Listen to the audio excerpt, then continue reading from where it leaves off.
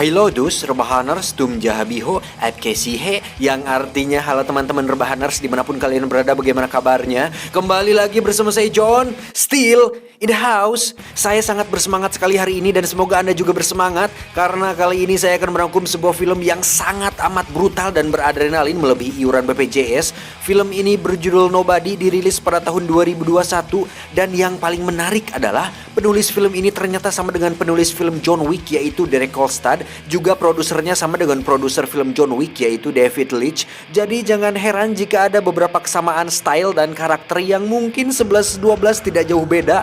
Tapi saya pastikan film Nobody ini memiliki plot cerita yang cukup berbeda dengan John Wick.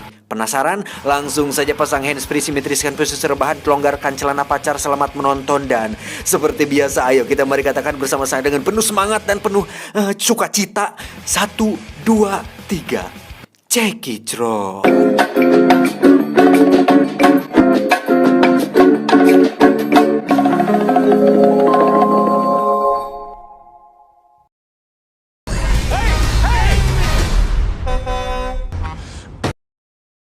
Kisah akan berfokus pada seorang pria parubaya bernama Hutch Mansell. Ini orangnya, di mana beliau adalah sosok ayah sekaligus kepala keluarga bagi istri dan kedua anaknya. Hutch sendiri bekerja di perusahaan milik sang ayah mertua sebagai bagian administrasi, yang mana hari-harinya diisi dengan rutinitas yang monoton dan begitu-begitu saja tanpa ada sesuatu yang beradrenalin sedikit pun.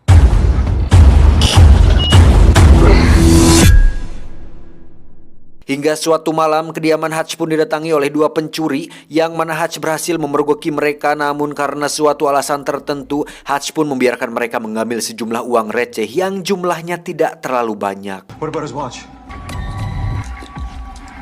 Tak diduga anak sulung Hutch pun berhasil menyergap salah satu pencuri itu, dan ketika si pencuri yang lain teralihkan perhatiannya, kita akan melihat Hutch memegang sebuah tongkat golf dan berniat untuk memukulnya. Namun apa yang terjadi? Hutch justru meminta anaknya untuk melepaskan pencuri itu dan membiarkan mereka berdua kabur begitu saja. I said let him go.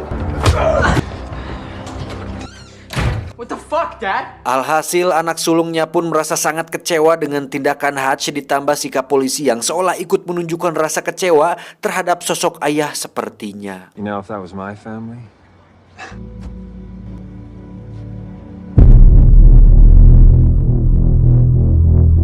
Tak bisa dipungkiri, kejadian tersebut pun menimbulkan dampak negatif, yang mana hal itu cukup menjadi bukti bahwa sosok Hutch sebagai ayah sekaligus pelindung keluarga mulai mendapatkan keraguan dari istri dan anak sulungnya, kecuali si bontot yang masih kecil. Tak cukup sampai situ, tetangga sebelah rumahnya pun memberikan sindiran keras dengan mengatakan bahwa jika rumahnya kemalingan, dia tentu tidak akan tinggal diam dan akan memberikan sedikit pelajaran kepada para maling tersebut. Dan itu cukup membuat Hutch terroasting.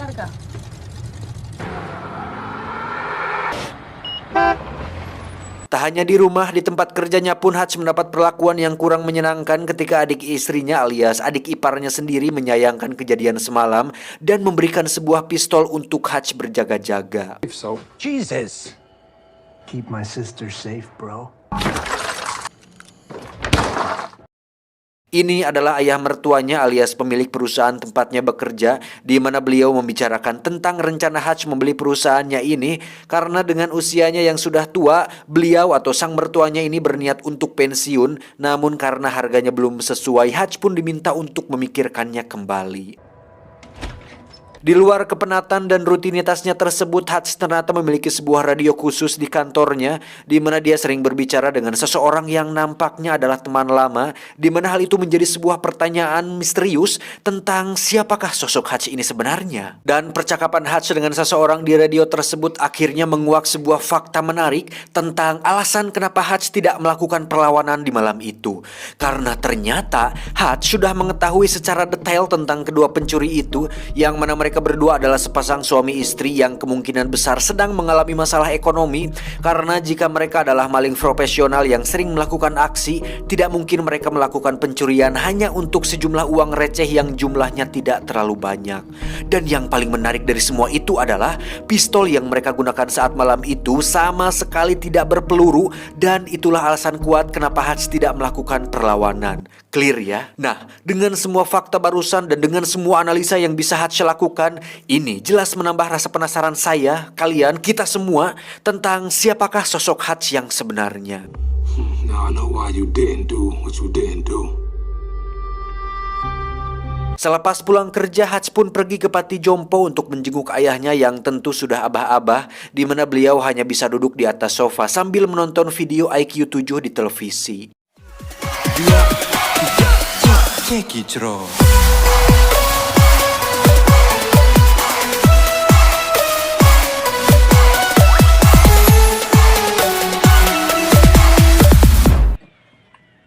don't look okay. Saat pulang, Hutch pun berdiri tepat di depan rumah di mana dia melihat keluarganya sendiri dan merasa bahwa dia cukup kecewa dengan diri sendiri yang gagal menjadi sosok pelindung bagi keluarga, dan itu cukup membuat Hutch merasa leles. Saat sudah masuk rumah, istri dan anak sulungnya pun masih bersikap cuek terhadapnya, namun ketika si bontot mengeluhkan tentang kalung anjingnya yang hilang dan mungkin terbawa oleh kedua pencuri semalam, disitulah Hutch benar-benar sangat emosi.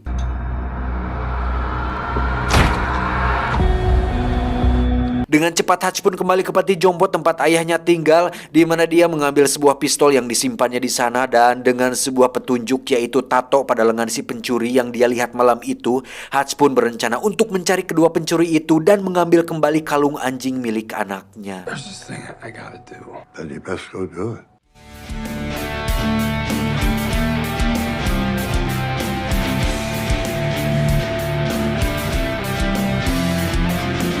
Setelah mendatangi beberapa tempat pembuatan tato, sampailah Hutch di sebuah tempat tato yang sudah berdiri puluhan tahun, di mana tempat itu diisi oleh orang-orang yang bukan sembarangan, dan kedatangan Hutch ke sana cukup menarik perhatian orang-orang tersebut. Namun yang menarik adalah ketika salah satu kakek melihat tato pada lengan Hutch, dia pun seketika terkejut dan mengatakan, "Terima kasih atas jasamu." Lo. Thank you for your service. Saat si kakek masuk ke ruangannya dan mengunci pintunya dengan sangat amat rapat, disitulah orang-orang tersebut mulai berubah sikap dan dengan senang hati mau membantunya. Sampai segitunya loh, makin penasaran kan? How can I help you? This person. Tak membuang waktu, Hutch pun terlihat sudah berada di kediaman kedua pencuri itu, di mana Hutch muncul seperti Baba Yaga alias The Boogeyman dan langsung meminta kalung anjing anaknya dikembalikan. Namun saat Hutch akan berbuat hal yang lebih dari itu, tiba-tiba aksinya terhenti ketika melihat baik kedua pencuri itu menangis, hingga Hutch pun kesal sendiri dan memukul-mukul tembok hingga kedua tangannya berdarah.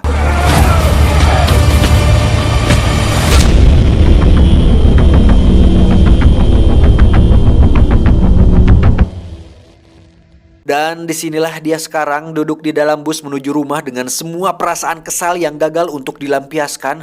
Namun suatu keberuntungan terjadi ketika ada sekelompok pemuda yang mabuk dan masuk ke dalam bus, di mana hal itu membuat Hutch seketika tersenyum karena akhirnya mendapat sasaran empuk untuk dijadikan bahan pelampiasan emosinya. Gila sih anjir.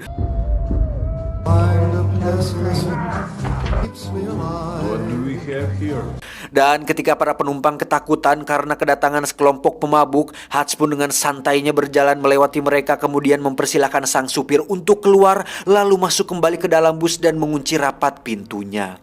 Lantas, apa yang akan dilakukan Hutch? Ya, dia akan menghajar mereka semua. I'm gonna fuck you up. Terjadi perkelahian 1 lawan 5 pemuda tinggi besar, di mana Hutch yang memiliki perawakan kurus dengan brutalnya menghajar mereka semua, yang mana adegan ini cukup ditampilkan secara realistis dan itu sangat-sangat beradrenalin.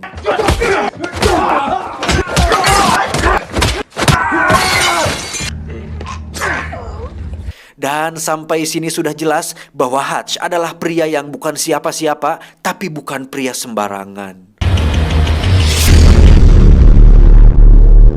Ketika di rumah, sang istri pun awalnya terkejut dengan banyaknya luka di tubuh Hutch, namun tanpa banyak pertanyaan dia pun mengobati Hutch dengan sepenuh hati dan menemaninya sampai dia tertidur lelap.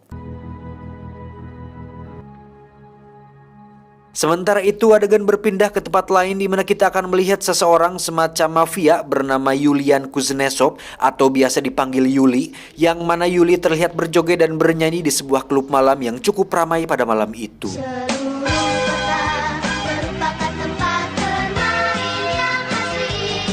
Oh senangnya, aku senang sekali. Yuli sendiri adalah seorang mafia Rusia yang memiliki usaha penyimpanan uang, yang mana rekan-rekan sesama mafianya mempercayakan semua uang mereka di tempat penyimpanan milik Yuli. Dan saat mereka bersama, Yuli pun ditegur oleh para rekannya mengenai sikap tidak gagah dirinya saat berjoget dan bernyanyi di depan umum, yang mana sikapnya tersebut dianggap bisa menurunkan kepercayaan sebagian besar dari mereka karena menunjukkan tidak adanya wibawa dan rasa hormat dalam diri Yuli. Dan apa yang dilakukannya? Yuli tiba-tiba memecahkan gelas kemudian menyerang salah satu pengunjung di sana, lalu menggorok lehernya tepat di depan para rekannya tersebut. Dan itu cukup membuktikan bahwa Yuli adalah orang yang berbahaya yang bisa membuat kepercayaan mereka meningkat. Tak lama Yuli pun mendapat telepon bahwa adiknya sedang dirawat di rumah sakit, yang mana adiknya tersebut ternyata adalah salah satu korban dari Hutch saat peristiwa di dalam bus tadi. Yuli pun marah besar dan mencoba menginterogasi satu persatu teman adiknya mengenai pelaku yang telah membuat adiknya babak belur, di mana salah satu temannya tersebut berhasil mendapatkan kartu identitas kerja milik si Hutch. How can I find this man? Singkat cerita, esok pagi pun tiba. Hutch pun terlihat sudah pulih seperti sedia kala dan tak lama mendapat panggilan telepon dari teman yang biasa menemaninya di radio, yang mana temannya tersebut memperingatkan tentang kejadian semalam bahwa salah satu orang yang dihajar Hutch adalah anggota keluarga dari seorang mafia Rusia berbahaya, yakni Yuli. Untuk mencari informasi mengenai si Yuli ini, Hutch pun pergi ke tukang cukur, di mana di situ ada seseorang yang cukup penting, entah siapa itu, tapi sekilas saya sudah bisa menebak bahwa orang tersebut kemungkinan besar adalah sebuah agensi yang pernah mempekerjakan Hutch di masa lalu. Balelol bangsat. He's as bad as they come. Dan setelah melihat dokumen tentang Yuli, Hutch pun sedikit pun tidak menyesali tentang perbuatannya semalam dan akan menghadapi setiap resiko atas tindakannya tersebut. Yuli sendiri memberikan kartu identitas kerja milik Hutch kepada stafnya, di mana staf tersebut menyuruh salah satu orang dari pihak pemerintahan atau Pentagon untuk melacak alamat dan semua hal tentang Hutch. Dan alangkah kagetnya si staf tersebut ketika mengetahui bahwa Hutch adalah orang yang sangat berbahaya, di mana kita bisa melihat beberapa foto yang memperlihatkan tentang kebrutalan Hutch di masa lalu, sampai-sampai si staf tersebut memutuskan untuk tidak ikut campur dan mengundurkan diri dari pekerjaannya saat itu juga. Anjing, gak tuh sampai semenakutkan itukah sosok si Hutch ini, anjir? I'm out, no need to pay. Why you much? Saat Hutch dan keluarga sedang makan malam, di luar dugaan Yuli ternyata bergerak lebih cepat dari dugaan, di mana dia mengirimkan beberapa pasukan ke alamat rumahnya untuk menghabisi Hutch beserta seluruh keluarganya. Dengan cepat Hutch pun meminta mereka untuk masuk ke ruang basement, di mana mereka semua dibuat bingung bercampur kaget saat mengetahui bahwa ruang basement mereka selama ini ternyata memiliki teknologi yang cukup canggih. Dan di saat keluarganya bingung dengan semua ini, Hutch pun meminta mereka semua untuk tetap tenang dan jangan panggil 911. Don't call 911. Ketika pasukan Yuli masuk, sesaat saya diingatkan dengan film John Wick ketika rumahnya didatangi oleh beberapa pasukan kiriman mafia Rusia bernama Vigo, masih ingat kan? Dan sekarang saya semakin dibuat penasaran apa yang akan dilakukan Hutch kepada para pasukan Yuli ini. Faktanya, Hutch ternyata memiliki jiwa brutal 2 kali lipat lebih sadis dibandingkan John Wick, di mana Hutch membantai sebagian besar pasukan Yuli dengan begitu gila, meskipun akhirnya dia harus tertangkap karena disetrum dari belakang.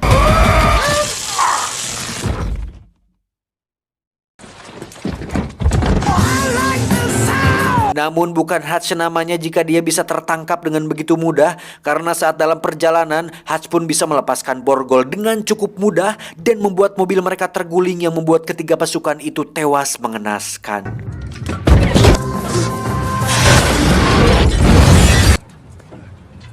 Hutch pun kembali ke rumah dan membersihkan diri, di mana dia dengan tenangnya membawa istri dan anaknya keluar dan melihat begitu banyak jasad bertebaran, kemudian menyuruh mereka untuk pergi ke tempat aman sampai situasi benar-benar kondusif.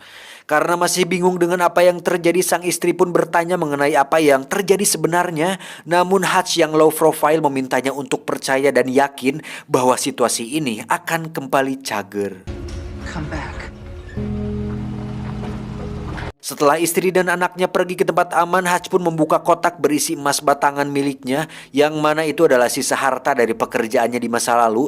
Kalau di John Wick kan dia punya koin emas tuh yang kalau dibuka isinya coklat. Nah, kalau di sini Hutch punya emas batangan. Sneaky devil.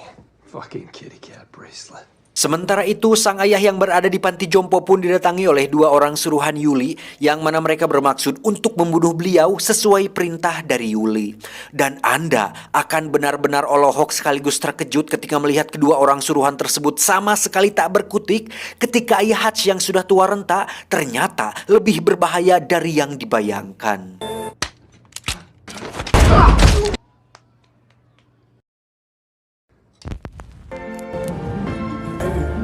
Setelah meledakkan rumah beserta semua jasad pasukan Yuli, Hutch pun menemui ayah mertua untuk membeli perusahaan tempatnya bekerja dengan emas batangan yang dia bawa. Si adik ipar pun menolak kesepakatan tersebut dan sempat akan memukulnya. Namun Hutch yang sudah tidak peduli pun dengan cepat memukul perut si adik ipar, yang mana dia sangat amat terlihat kesakitan. Untuk kemudian Hutch memintanya untuk tarik nafas pelan-pelan dan duduk dengan manis. Breathe deep, okay? There you go.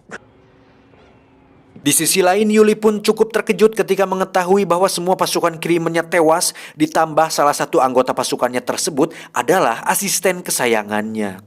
Sama seperti Viggo yang telah macam-macam dengan orang yang salah, yakni John Wick, Yuli pun mengerahkan semua pasukan miliknya dan semua pasukan yang ada hanya untuk menangkap satu orang, yaitu Hutch Mansell. Собери всех бойцов. Hutch sendiri terlihat sedang mempersiapkan sebuah rencana untuk ini semua, yang mana Hutch berniat untuk melakukan perang kepada Yuli setelah mengetahui bahwa Yuli telah berani mengirim pasukan untuk membunuh keluarganya. Tanpa ragu dan tanpa rasa takut sedikit pun, Hutch pun mendatangi tempat penyimpanan uang milik Yuli, di mana dia dengan santainya membantai puluhan pasukan bersenjata di sana, yang mana itu menyeratkan satu hal, bahwasannya Hutch pernah melakukan hal yang lebih buruk dari ini di masa lalu.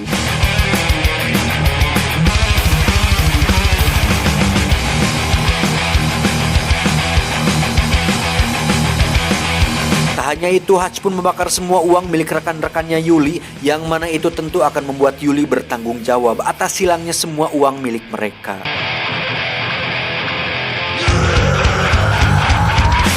Dan yang paling gila dari semua itu adalah setelah Hutch menghancurkan bisnis Yuli, Hutch pun dengan bernyali nekat datang sendirian ke klub milik Yuli, yang mana kita bisa melihat dia sedang asik makan tanpa ada rasa takut terhadap Yuli dan semua pasukannya. Enjoying your meal? Namun dibalik semua tindakan gila dan nekatnya itu, Hutch ternyata memiliki ide brilian ketika dia membawa sebuah peledak tepat di atas meja, yang membuat Yuli meminta semua orang untuk keluar dari sana. Anjing. Tanpa banyak basa-basi, Hutch pun langsung mengungkapkan tujuannya datang ke sini, di mana dia menawari sebuah kesepakatan damai untuk tidak lagi mengejarnya dan keluarganya. Hingga saat Hutch mengatakan bahwa dia sudah membakar semua uang dan usaha milik Yuli, Hutch pun menyarankan agar Yuli berhenti dari pekerjaan mafianya dan menjadi orang baru yang lebih baik. Think it over.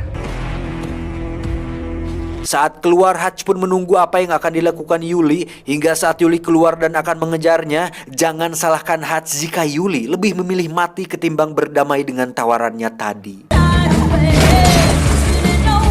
Terjadi kejar-kejaran di mana mobil Hutch diberondong ratusan peluru, dan saat sampai tepat di depan perusahaan yang sudah dibelinya, Hutch pun tiba-tiba ditolong oleh orang yang menembak dari atas, yang ternyata adalah orang yang sering berbicara di radio, sekaligus anak angkat ayahnya yang sudah dianggap adik sendiri oleh Hutch. Pria ini bernama Harry.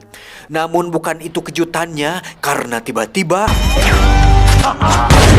ya, si ayah Hutch yang sudah abah-abah yang sudah ujur ini ternyata ikut menolongnya, di mana mereka berdua berencana untuk membantu Hutch menghabisi para mafia Rusia jahat ini. If I didn't miss this shit. Sementara itu Harry pun terlihat sedang bertarung jarak dekat setelah para pasukan Yuli berhasil masuk ke dalam, yang mana Harry melakukan sebuah tembakan luar biasa ketika 3 orang langsung tewas hanya dengan 1 tembakan yang dilayangkan olehnya.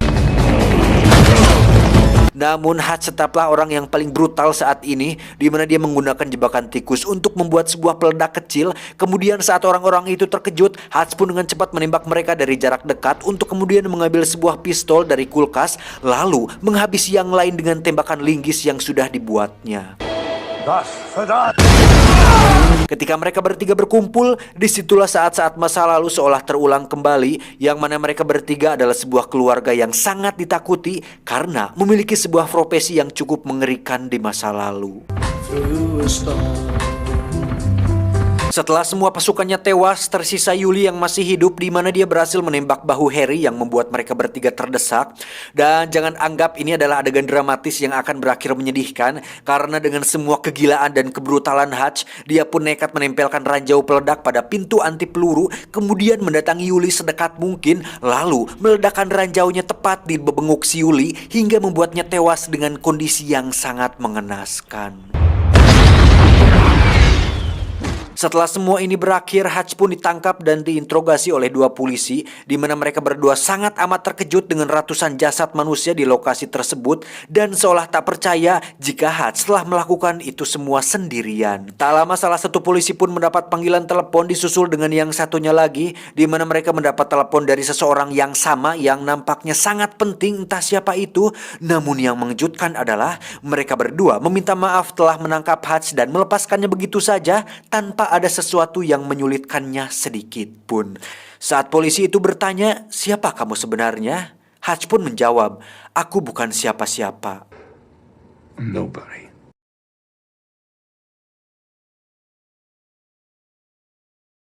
Tamat, ending yang sangat mengnobadikan. Anjir, brutal parah sih ini film. Kalian harus nonton langsung soalnya banyak sekali adegan keren yang tidak bisa saya tampilkan di sini. Terus juga masih ada scene setelah Hutch diinterogasi, di mana dia dan sang istri sedang mencari rumah baru. Terus si sales rumahnya mendapat sebuah telepon yang ternyata untuk si Hutch. Jadi siapa sih sebenarnya si Hutch ini?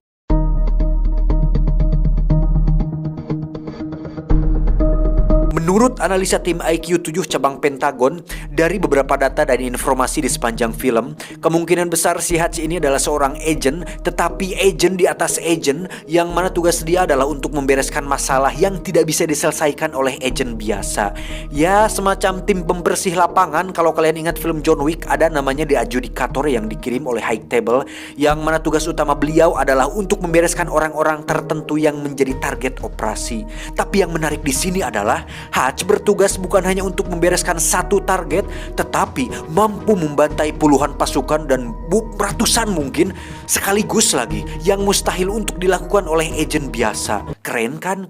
Dan kalau kita ingat film The Equalizer yang diperankan oleh Denzel Washington, kita pasti kenal sosok Robert yang tidak kalah brutal dengan Hutch atau John Wick. Sama-sama pengen pensiun dari masa lalu buruk mereka, tapi tetap saja ada masalah yang membuat mereka terpaksa harus kembali menjadi sosok yang tidak diinginkan. Tapi dari ketiga sosok yakni Robert, John Wick, dan Hutch, mereka bertiga memiliki persamaan, yaitu terkoordinasi, memiliki serangan jarak dekat yang cukup mematikan. Walaupun pakai senjata atau pistol, mereka lebih senang menggunakannya dari jarak dekat. Terus gak terlalu banyak bicara, punya banyak koneksi, dikenal berbahaya di masa lalu, punya style bertarung yang cukup realistis, gak terlalu lebay lah kayak film-film pada kebanyakan. Satu lagi hampir ketinggalan, ada scene sehabis kredit title di mana ayahnya Hutch dan adik angkatnya sedang dalam perjalanan membawa banyak sekali senjata berat. Kayaknya bakal ada film keduanya deh. Wah, pasti seru sih ini anjir. Tapi jujur deh, menurut analisa saya pribadi, dari ketiga sosok yakni Robert, John Wick, dan Hutch, tetap John Wick lah yang paling kuat dan paling tak terkalahkan kalau menurut saya. Karena walaupun di film ketiganya dia sempat terluka parah akibat ditembak oleh Watson dan jatuh dari gedung tuh, dia masih tetap bisa bangkit dan masih bisa hidup. Tapi bukan itu alasan kuatnya, karena dari ketiga sosok tersebut hanya John Wick lah satu-satunya orang yang tidak memiliki orang yang disayang dan tidak punya keluarga yang disayang disayangi. Berbeda dengan Robert yang masih punya teman dekat yang cukup dianggap keluarga, dan Hutch juga udah jelas punya keluarga, anak dan istri. Cuman John Wick sama sekali hidup sendiri dan sebatang kara, yang mana itu akan sangat berpengaruh pada psikologis, motivasi, dan kemampuan, sehingga menjadikan John Wick satu-satunya orang yang paling sulit untuk dibunuh dan dikalahkan. Wah, kebayang sih anjir kalau ketiga sosok ini bertemu satu sama lain atau kerja sama gitu satu sama lain, bisa habis loh ribuan pasukan dibantai sama mereka semua. Wah, ngeri anjing. Untuk plot ceritanya, temponya cukup cepat dan sedikit agak tergesa-gesa. Tapi karena dari premisnya sudah dijelaskan bahwa film ini menceritakan bapak-bapak biasa yang bukan orang sembarangan, jadi kalau saya pribadi bisa langsung nangkep aja gitu maksud dan tujuannya. Keren sih kalau menurut saya anjir. Jadi ada sosok baru gitu yang setidaknya bisa mengalahkan kepopuleran John Wick. Ya walaupun masih harus berusaha lebih keras, seenggaknya cukup memperlihatkan potensi yang besar lah gitu. Ada rival, ada pembanding lah. Pesan yang bisa kita ambil dari film ini adalah pendiam bukan berarti penakut, pemberani belum tentu berani. Saya John beserta jajaran direksi IQ7 cabang Citangkalak mengucapkan terima kasih dan sampai jumpa di video selanjutnya. Adios. Pelumas engsel kuda. Apa tuh anjing? Engsel kuda bangsat.